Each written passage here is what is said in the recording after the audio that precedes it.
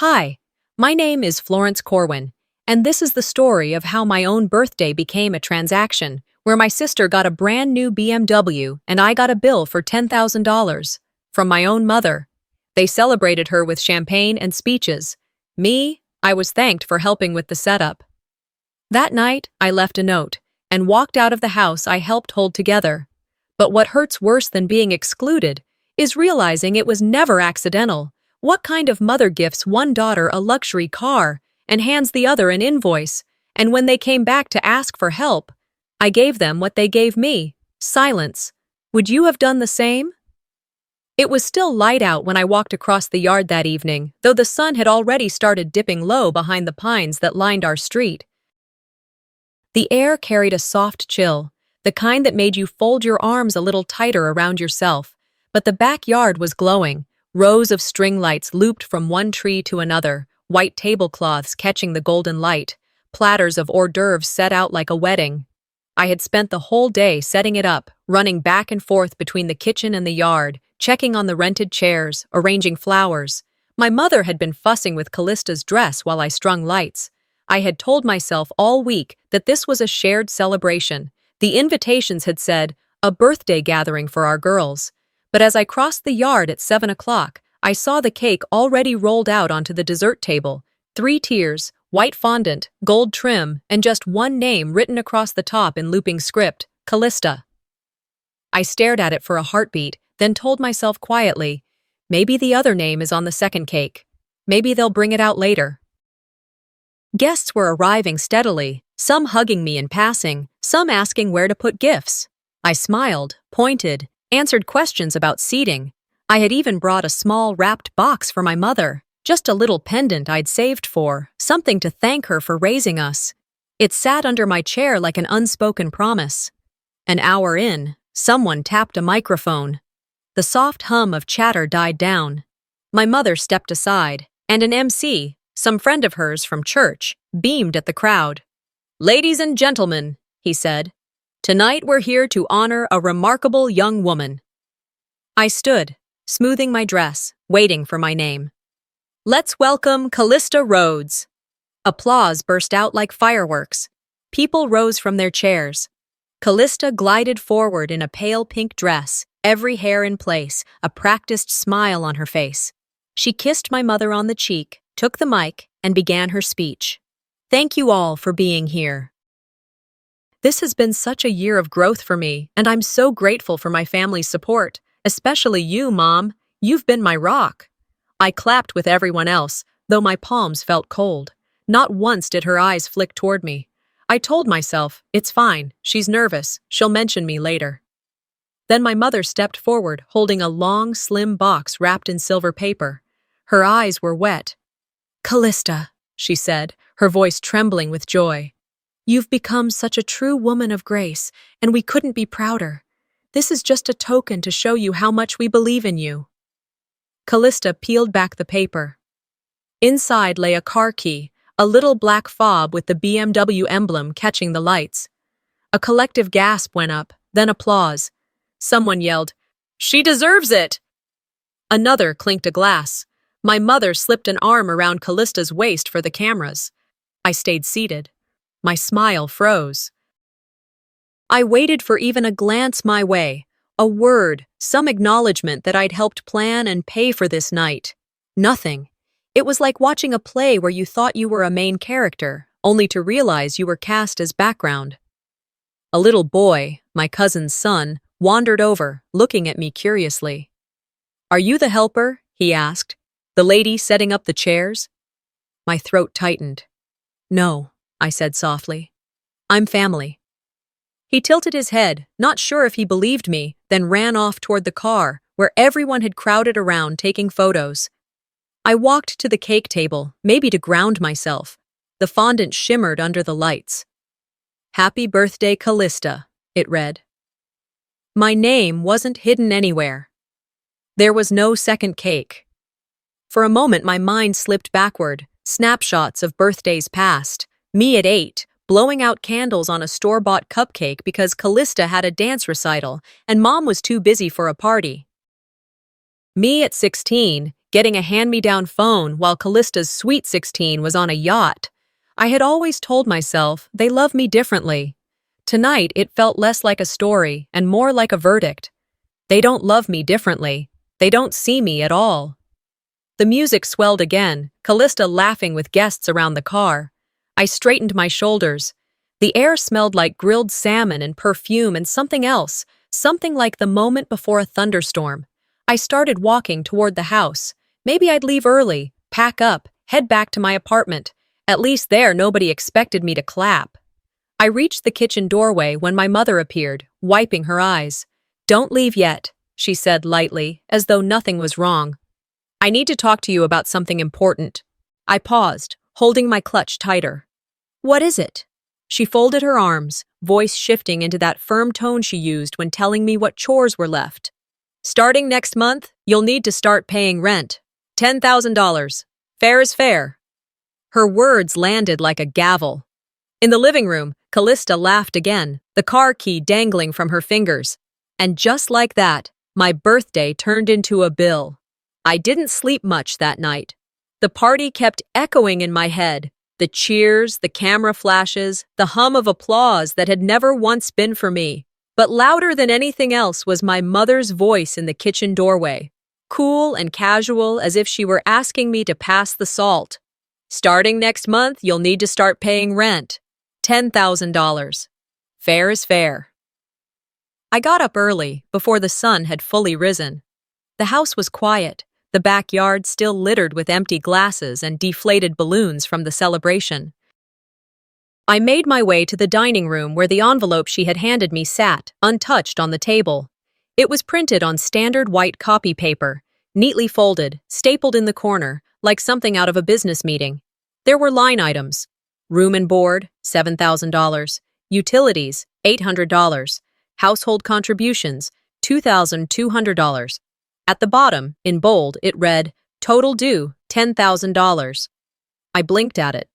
This wasn't just a conversation. This was a bill. A contract.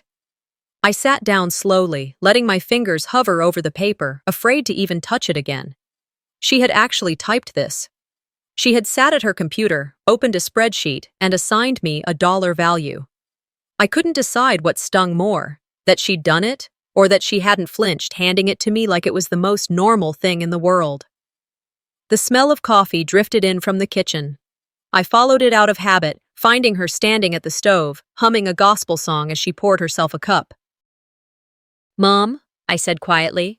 She turned without surprise. "Morning." I held the invoice up slightly. "This is real?" She didn't look at the paper. "You're an adult, Florence. You've been working full-time for 2 years. It's time you start contributing." I could feel my chest tighten. "Have I not been?" "You've helped with groceries here and there," she replied, waving her hand. "But real contribution means paying your share like a grown-up." I steadied my voice. "Did Callista ever pay rent?" Her smile faltered, just for a second. "She's different." "How?" "She's in transition. She's building her brand.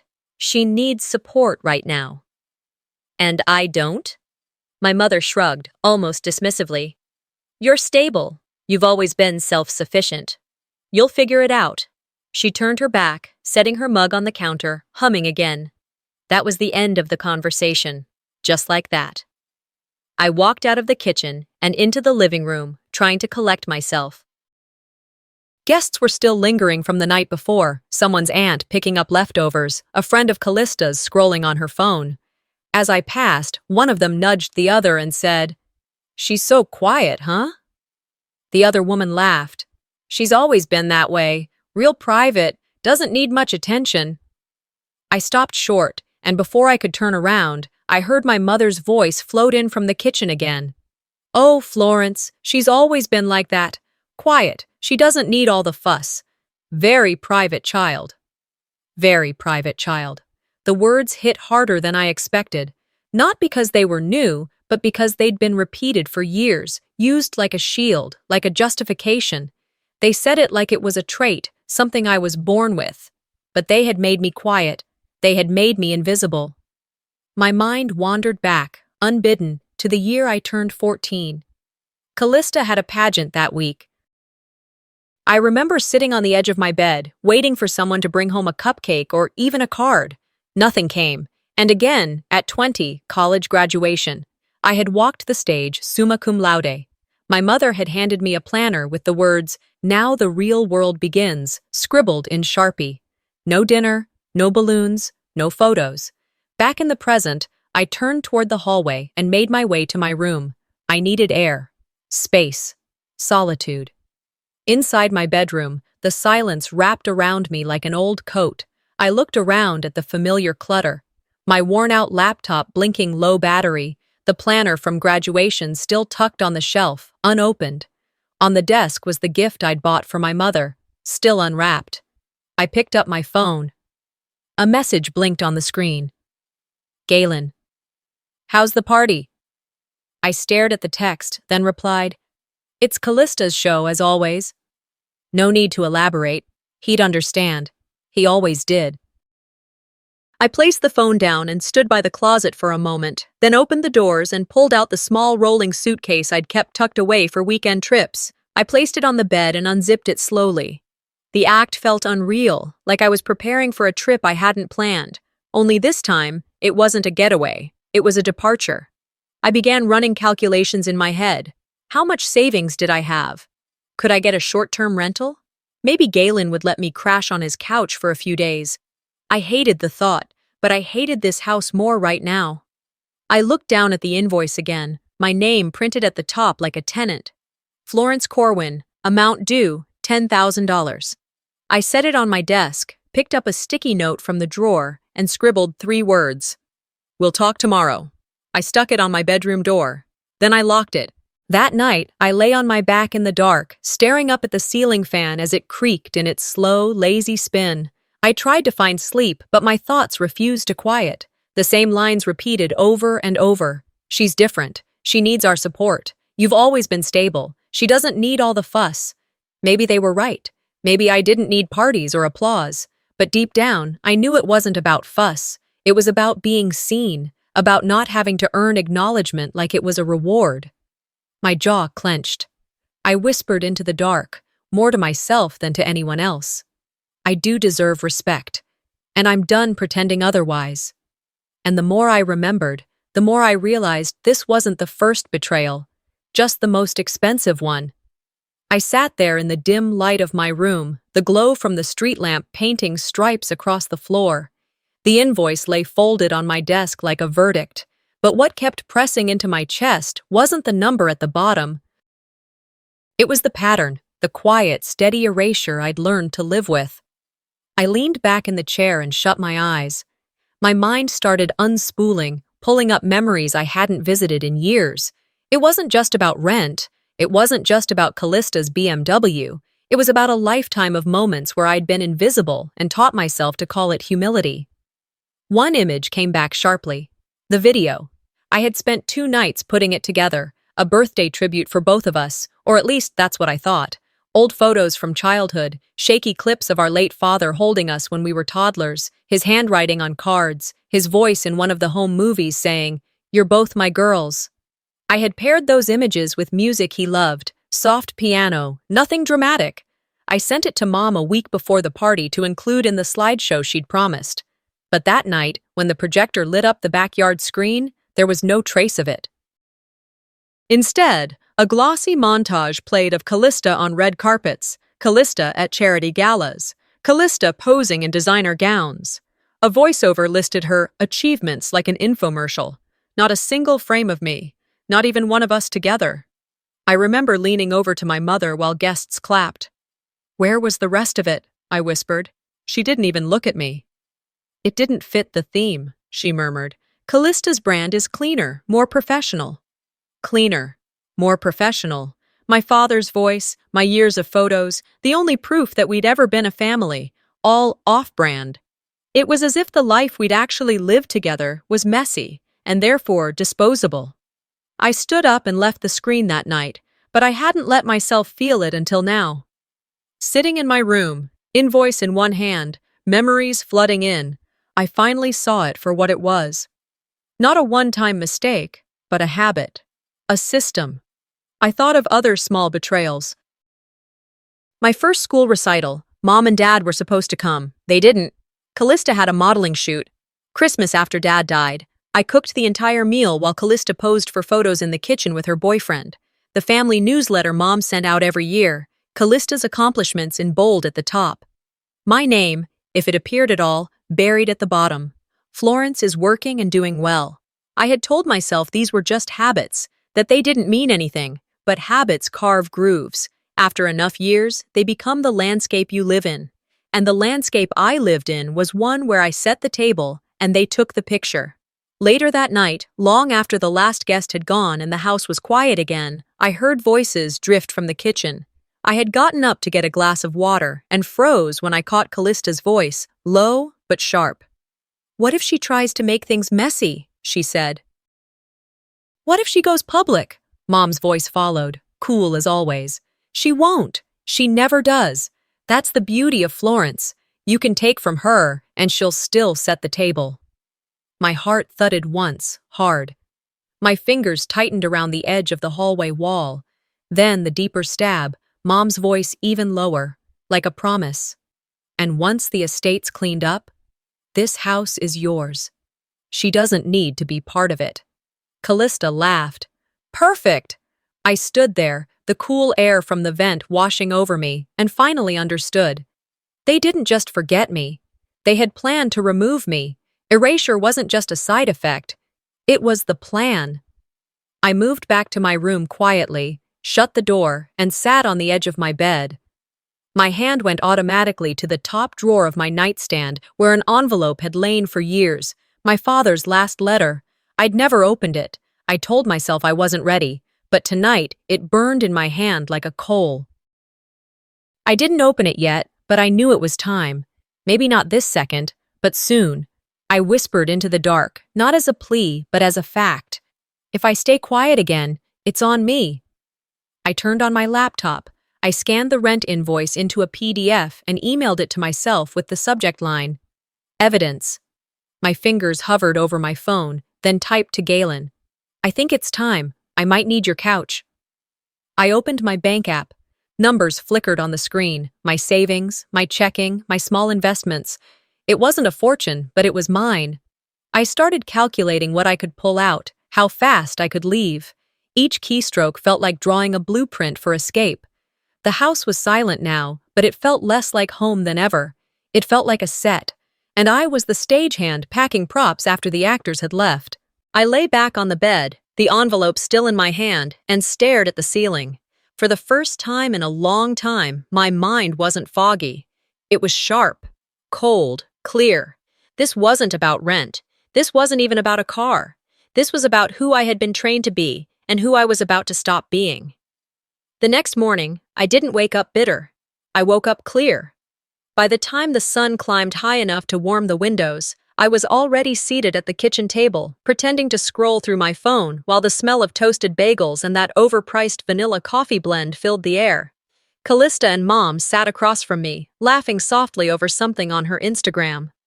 From the corner of my eye, I watched them sip their lattes in matching ceramic mugs, #boss mom and #blessed, like a Hallmark version of motherhood I'd never quite been cast in.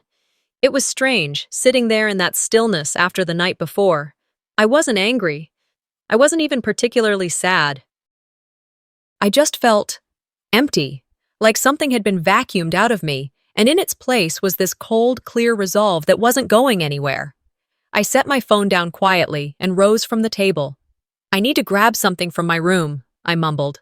No one looked up. Back in my bedroom, I dug through my bottom drawer where I kept old tax documents and school records. It took me a minute to locate the blue folder labeled College Aid, Dad's Trust. I hadn't looked at it since undergrad, when everything felt simpler, when I still believed people meant it when they said, "We're proud of you." I sat cross-legged on the floor, flipping through dusty forms and old financial statements until I reached a bank document dated 6 months ago, long after I had graduated. My eyes stopped at a bold line that read, "Disbursement, vehicle purchase, $39,887. Authorized by Vera Rhodes. Beneficiary, Callista Rhodes." I blinked. Once. Twice. Then I looked up at the ceiling and let out a breath I didn't know I'd been holding. My name wasn't anywhere on that document. I flipped to the prior page, an account change form. A single line stated, "Primary beneficiary updated. 6 months prior. Signed and notarized." They hadn't just forgotten me. They hadn't overlooked me. They had rewritten the paperwork, removed my name like it was never meant to be there. They didn't just disrespect me. They stole from me. The trust had been set up by my father, Harold Corwin, a year before he passed away. I remember the day he told me about it. He was sitting on the porch in that old wicker chair saying, "College might change your life. This'll keep you from starting in a hole." And now that gift was sitting in our driveway in the form of a luxury vehicle my sister didn't even need. I stood, folder still in hand, and walked back to the kitchen. I didn't slam it down. I didn't raise my voice. I placed it gently on the table between their lattes. "That car," I said, steady and soft, "was bought with my future." Mom didn't blink. "It was a family decision," she said, her voice syrupy like she was explaining weather to a child. "That fund wasn't going to cover grad school anyway. You'd have needed loans regardless." Callista chimed in without looking up from her phone. "You weren't even sure you wanted to go back to school. I mean, wasn't that the whole point of you taking time to find yourself?" I swallowed, tasting metal at the back of my throat. "That trust was in my name," I said slowly. "It wasn't yours to reassign." Mom lifted her mug, took a sip, and said flatly, "I did what I thought was best for the family. You've always been resourceful, Florence. You'll figure things out. You always do." There it was again. That tone, that twisted compliment they used like duct tape to cover their cruelty. "I'm moving out," I said, folding the folder closed. Callista burst into laughter. "Where would you even go? You barely make enough to survive, unless you've got a sugar daddy stashed somewhere." Mom's smile faded. "Florence, don't be rash. You're letting emotions cloud your judgment. Take a few days. Think about this. Don't do something you'll regret." I met her gaze evenly. I've spent most of my life doing things I regret, for people who never deserved that kind of loyalty. The silence that followed was sharp and thick. Nobody moved. Even the ticking clock on the wall seemed to pause. I turned and walked back to my room, my pulse loud in my ears, but my steps calm. No slamming, no dramatic pauses. I closed the door, locked it, and pulled my suitcase from the closet. I began folding clothes, stacking books, moving with a kind of practiced grace I didn't know I had. A few minutes later, I heard soft footsteps outside my door. No knock, just a pause. Then a voice, Callista's, coated in sugar and vinegar. "You know, if you leave now, you're not going to be welcomed back, right?" I didn't answer. I zipped my suitcase, wheeled it to the corner, and opened my laptop to search for short-term rentals. As I typed, I said, just loud enough for the door to catch it, "That's the plan." That night, I wasn't just packing bags. I was reclaiming my voice. By morning, the house felt like a theater after the curtain had fallen. The scent of last night's leftovers drifted through the air, faint but lingering, like a reminder of applause that never belonged to me. I stood by the window in my room, suitcase half-zipped, staring at the street outside where cars rolled by under the soft morning mist. My phone buzzed with a new message from Mom. "We're having a small family gathering tonight. It would mean a lot if you stayed." I closed my eyes, drew in a steady breath, and typed back, "I'll be there." I didn't owe them attendance, but part of me wanted to see it clearly, to witness one last time the roles they had written for me before I walked off their stage for good. By evening, the house was glowing with warm light and murmuring voices. Extended family drifted in and out, coats draped over arms, platters of food passed across the table. The air smelled of roast chicken and citrus candles. I had chosen a plain, neutral dress, nothing flashy. My hair was tied back simply. I didn't come to impress. I came to observe. I moved through the kitchen, setting out forks and napkins, but not because anyone had asked me. It was just muscle memory. "Old habits die hard," I whispered to myself, placing a stack of plates down. In the living room, Callista stood at the center of a small cluster of cousins, showing off photos of her road trip plans with the BMW. The car keys dangled from her fingers like jewelry.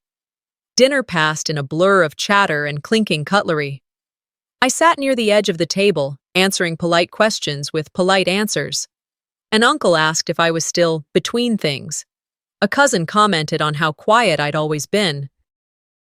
I smiled and let it roll off, focusing on cutting my chicken. And then Mom rose to make a toast.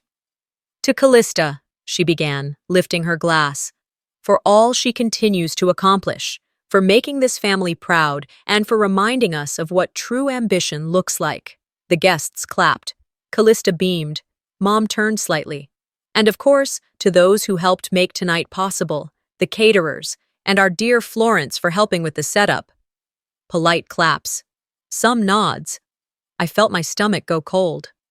From somewhere down the table, an aunt leaned toward her husband and murmured, "Isn't this her house too?" My smile stayed on. But something inside me unhooked. It was like a tiny wire snapping.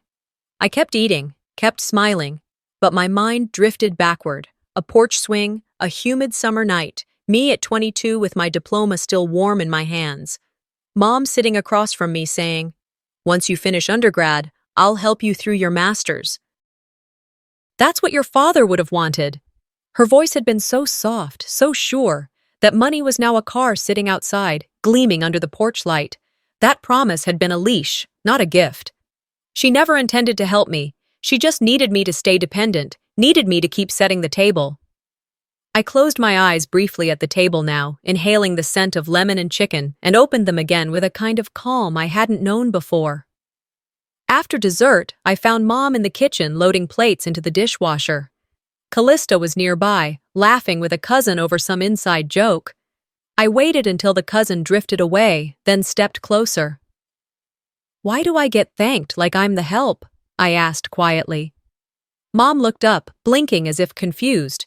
"You don't like being appreciated?" I tilted my head. Appreciation is acknowledgement. This was placement. You placed me beneath you. Her eyes hardened. "Florence, don't start. Tonight isn't about you. It's about family.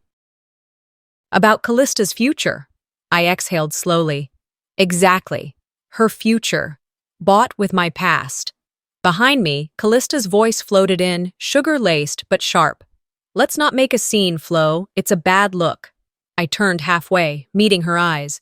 "If you push me any further," I said, my voice low but clear, "I promise, the scene will be yours to clean up." Silence fell. Even the dishwasher seemed to hum quieter. Mom opened her mouth to speak but closed it again, sensing something in my tone she hadn't heard before. I walked back through the hallway, passing family portraits, Callista's pageants, Callista's graduations, Callista with Mom on various vacations, my own milestones missing or cropped at the edges. The hallway light flickered, casting long shadows across the carpet.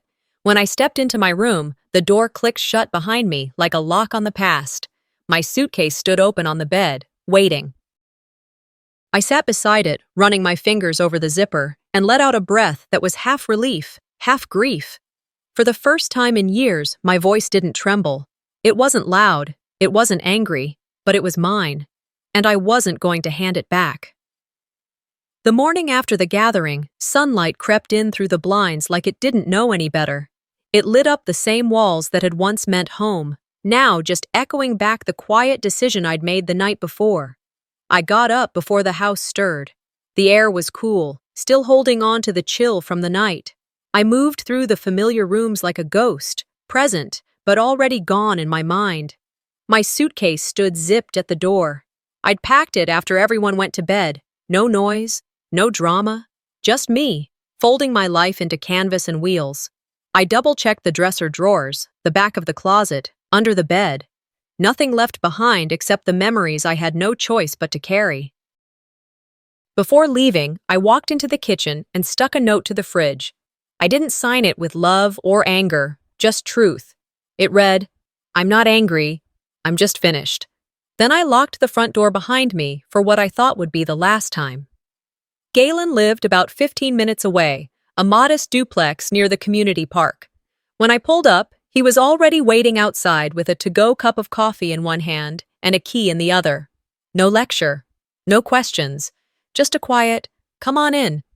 I exhaled something I didn't even realize I'd been holding. Inside, his couch was already made up with a fresh blanket and a pillow. "It's not the Four Seasons," he said, grinning, "but you won't need a key to come and go."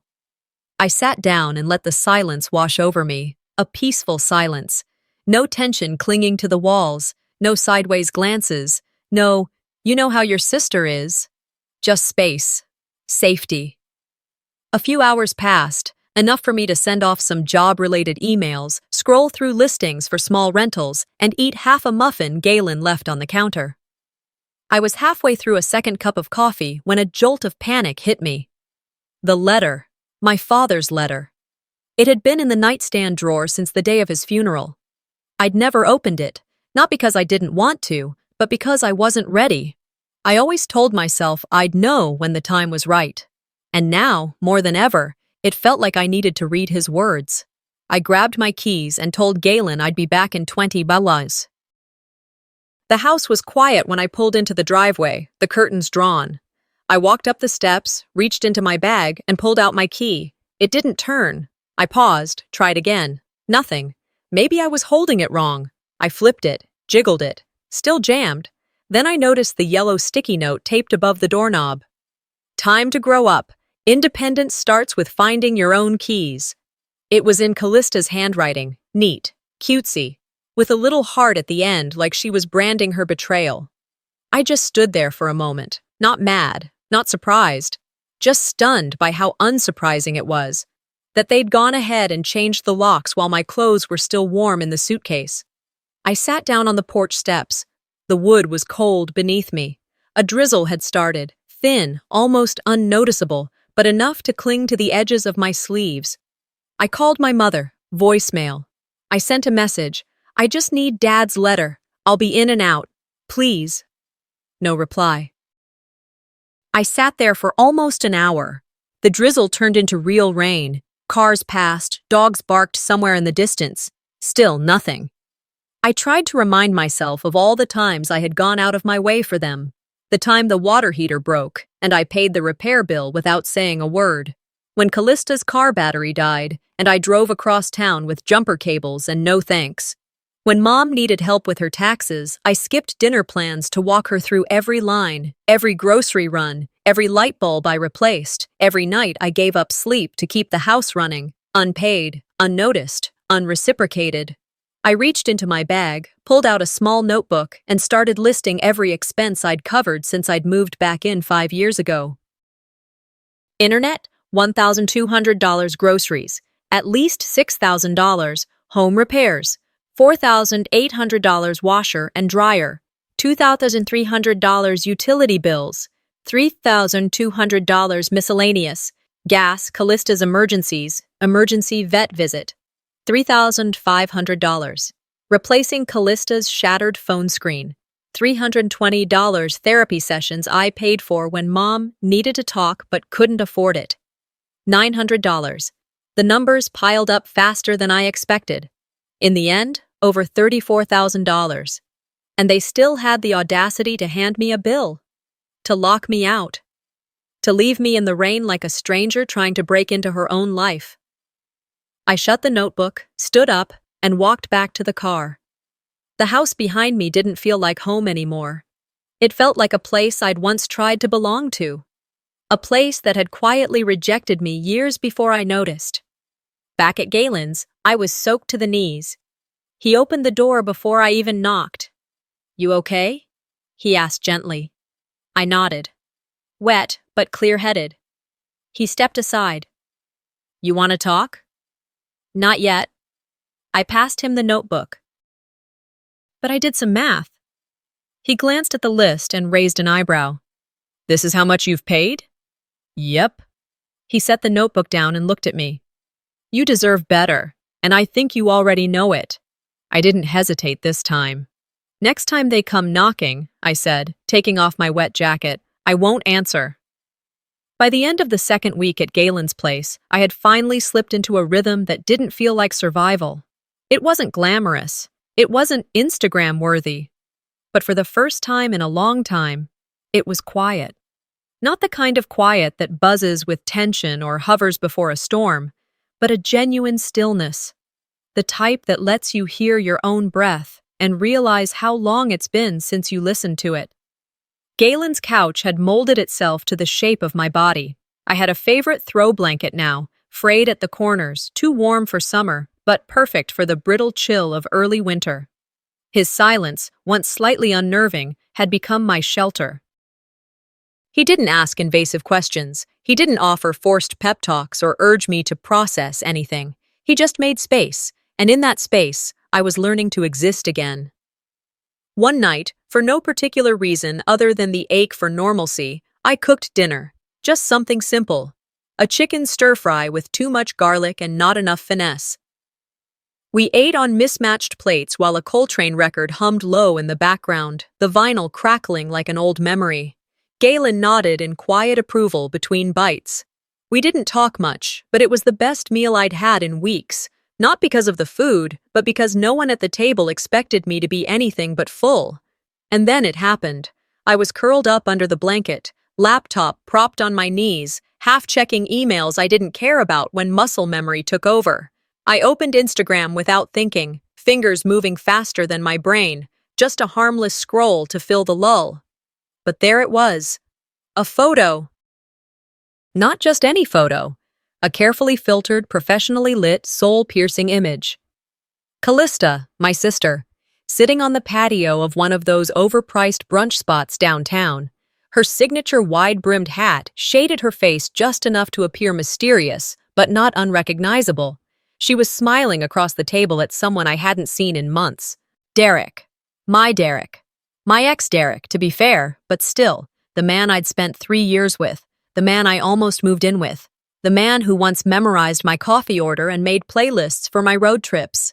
There he was, seated beside her, one arm casually slung across the back of her chair, mimosa in hand, grinning like he belonged there. And Callista, always the actress, always in control of the frame, captioned the photo like a dagger to the chest. Real love shows up when you least expect it. #grateful, #healing. Family first. I blinked once. Twice. My fingers froze on the keyboard. She hadn't just moved on from our last confrontation. She had weaponized the past. She was rewriting history in real time, casting herself as the heroine, Derek as the prize, and me as the ghost. It wasn't just betrayal, it was branding. It was manipulation dressed as empowerment, a public narrative curated with perfect lighting and algorithm-friendly hashtags. She wants me to react, I whispered aloud, the words falling like cracked porcelain. Galen looked up from across the room, where he was reading a worn copy of The Sun Also Rises. He didn't look surprised. That's calculated, he said, voice low and steady. I know, I said. She's hoping I'll implode. But I didn't. Not then. Not in the way she wanted. Instead, I logged off. I didn't comment. I didn't send a rage-fueled text. I didn't even let myself cry. I walked into the guest room and pulled open the drawer where I'd stashed a few personal things. At the bottom was last year's holiday card, the one where I was strategically placed at the far end of the family photo, smiling politely, posture perfect, almost cropped out of the frame. I remembered that day vividly. I'd cleaned the living room, picked out Callista's outfit, even curled Mom's hair. I had poured every ounce of myself into making it picture perfect, and still, I had been disposable. The next morning, my phone buzzed with a message from an old high school friend, someone I hadn't spoken to in over a year. Hey, just wanted to check in. That pic with Derek and your sister. Kind of a lot. Are you okay? I stared at the message for a moment, thumb hovering. Then I typed back. Didn't even know there was a brunch. A few seconds later, she replied, this time with a screenshot. It was the new family Christmas card, a high-resolution shot of Callista, Mom, and Derek, standing on the front porch of the house I used to call home, the same house I'd recently been locked out of. They looked polished, harmonious, unnaturally happy, like a real estate ad for dysfunction. My name wasn't mentioned, my face wasn't included. On the back of the card, printed in bold script, was a quote, "Home is where love lives." I didn't cry, I didn't scream, I just stared at the image, not with pain, but with a strange, detached awe. They hadn't just removed me, they had replaced me. That evening, I made a cup of chamomile tea and sat at Galen's kitchen table, letting the warmth seep into my fingers. I opened a private social group, the kind where people shared thoughts too vulnerable for their public timelines, and wrote, "Sometimes the loudest strength is silence. Sometimes the biggest gift is walking away." No names, no accusations, just a quiet truth. Within hours, the post had traveled far beyond the group. Friends reshared it. Acquaintances messaged me. Even coworkers I barely interacted with at the office reached out. "What happened? Are you okay? You were always the glue in that family." Their concern didn't overwhelm me. It validated something deeper. The creeping sense I'd buried for years. I hadn't imagined the imbalance. Others had seen it too. They just hadn't known how to say it. Later that night, my phone lit up again. A direct message from Callista. "What is this cryptic nonsense? You could have said something to my face." I stared at the screen, unmoved. Her words were so predictably Callista, dismissive, self-righteous, allergic to accountability. I replied with just one sentence. "I tried for 28 years. She didn't write back. The next afternoon, I was sorting through paperwork at the table, bills and receipts stacked in loose piles, when a new email arrived. Subject line, Harold Corwin Trust. Please contact." I froze, mid-sip of coffee. The sender was an attorney, one I vaguely remembered from when Dad passed. I clicked it open, heart steady but alert. "Dear Florence, I hope this message finds you well.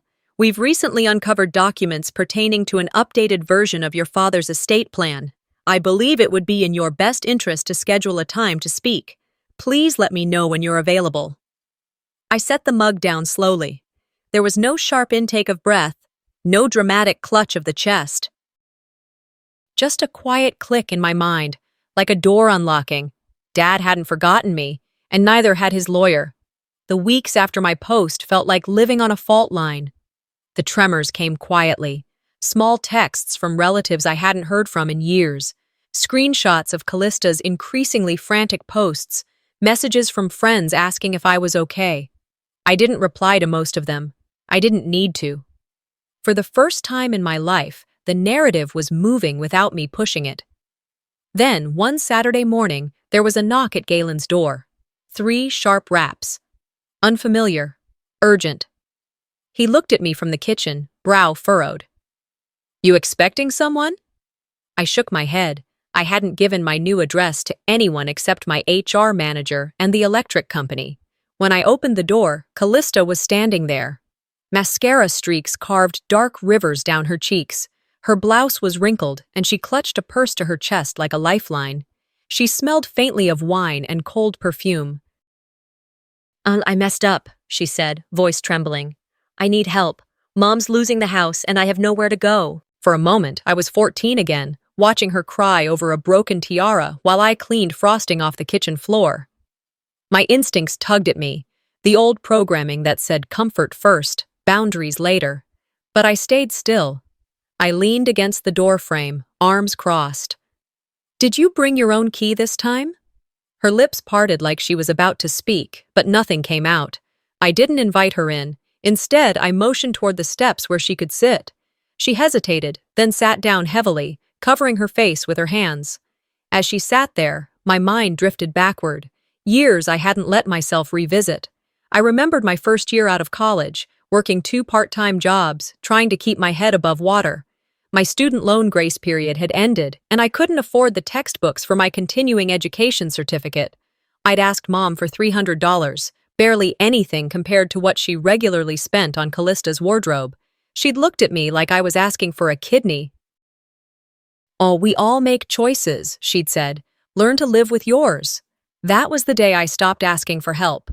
And here was Callista now, at my door, mascara running, repeating the same lines I had once whispered into my pillow. "You'll need to figure it out," I said quietly, but without venom. That's what strong women do, right? Her eyes darted up at me, wild and uncomprehending. You don't get it. Mom, she's not well. The mortgage, the credit cards, it's all collapsing. I felt Galen's presence behind me, a quiet anchor. Callista stood, moving closer. Please, you're all we have. I stepped back. When I needed you, you both taught me what falling apart alone felt like. Now it's your turn to be strong. Her phone buzzed. She glanced at it, then shoved it back into her purse. She's your mother, she hissed, like that was an incantation that could break my resolve. And I was her daughter, I said, but that never stopped her. Callista blinked, stunned. For a heartbeat, the world felt very still. Then she turned and walked down the steps, heels clacking on the pavement. When the door closed, I exhaled. My hands were steady. My heart wasn't racing. I was done trembling. That night, after Galen went to bed, I sat at his kitchen table with a mug of chamomile tea and opened the envelope that had sat in my bag for weeks. My father's letter. The paper was thick and slightly yellowed, the ink smudged in one corner. His handwriting looked just like it had on the notes he'd leave in my lunchbox. Florence, it began. You've always been the backbone. One day, they'll see what they lost. But even if they don't, I see you, and I'm proud. The words blurred, not from weakness, but from relief. From release. I pressed the letter to my chest and let the tears come, not as surrender, but as a cleansing. I had been strong for so long I had forgotten what softness felt like. When the crying stopped, I knew what I needed to do. The next morning, before sunrise, I drove to the old house. The sky was a deep indigo, and the street was silent except for the hum of my engine. My headlights swept across the familiar porch, the door I no longer had a key to. I walked up the steps and placed an envelope in the mailbox. Inside was a copy of my father's updated legal trust, naming me as the sole heir to the estate. Alongside it, a single post-it note. You changed the locks. I changed the legacy. I didn't knock. I didn't linger. I turned and walked back to my car, the cool morning air filling my lungs. For years I had left pieces of myself in that house, my time, my money, my loyalty. This was the first time I was leaving something that wasn't a sacrifice. It was a boundary, a line I wouldn't cross. As I started the car, I glanced once at the house. No lights on, no movement, just the quiet silhouette of a place that had once been home. After slipping the envelope into the mailbox and walking away without a backward glance, something inside me settled. Not a sense of triumph, not revenge, something simpler, cleaner, peace. A few weeks passed, quietly, nothing dramatic. No fireworks, no door slams, just silence. That same silence they used to weaponize against me. But this time, it belonged to me. I chose it. I signed the lease on my new apartment in early spring. It was small, just a one-bedroom in a quiet complex on the edge of town, overlooking a modest park with a walking trail. The kind of place where retired couples walk their dogs in the morning and kids ride bikes in the afternoon. My unit had good light, a creaky floorboard in the hallway, and windows that actually opened. It wasn't perfect, but it was mine. The first thing I unpacked was a small plant Galen had brought over, one of those pothos vines you can't kill even if you try. I set it on the windowsill and watered it gently. Then, I opened another box and pulled out a photo frame. It was a picture of me and Galen from college graduation, caps crooked, laughing under a banner that read, Class of Survivors. No family portraits made the cut this time, not because I was bitter, but because I was deliberate. I didn't need proof of where I came from anymore. I needed reminders of who I chose to be. It was in this new rhythm of life, morning walks, late-night writing sessions, sipping coffee without anyone commenting on how I held the mug, that I received an invitation to speak at a local women's leadership event. Someone had seen my quiet post online and shared it with the organizer. I hesitated at first. I wasn't a keynote type. But something nudged me. Maybe that little voice I'd silenced for years. The event was held in a converted library downtown, with folding chairs and string lights and a microphone that crackled when I first stepped up to the podium. I looked out into the crowd, not massive, but present, and took a breath. I used to think being invisible meant I wasn't enough, I began. But the truth is, some people choose not to see you because it's easier that way. I told my story, not the play-by-play, not the petty, just the truth. My name was left off birthday cakes, my photos were cropped out of family albums, my gifts were forgotten. But now I sign my own checks, I write my own story. People nodded, some wiped tears. But the biggest shift happened inside me. After the event, as I stood near the snack table sipping lemon water, a woman approached me. She looked to be in her 60s, silver hair pulled into a braid down her back. "That was brave," she said, pressing something into my hand. It was a small box, wrapped simply in brown paper with a red string bow. I froze a little. The last time someone handed me a box, it had been empty. I glanced up. She smiled. "Open it. It's not much, just something that might have helped me when I was your age." I unwrapped it slowly. Inside was a small leather-bound notebook. On the cover, in gold letters, "Your voice matters." I looked at her, suddenly breathless. "Thank you." "No," she said softly. "Thank you for reminding me mine still does." I held the notebook to my chest and, just for a moment, I was 17 again. Back in the living room, staring at the shiny gift box Mom had handed me, the one that had nothing inside.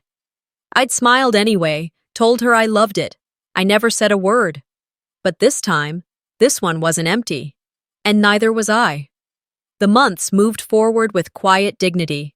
I kept my job, renewed my lease, planted basil in a pot by the window and killed it by accident, bought a bookshelf from a thrift store and spent a whole Saturday sanding and repainting it.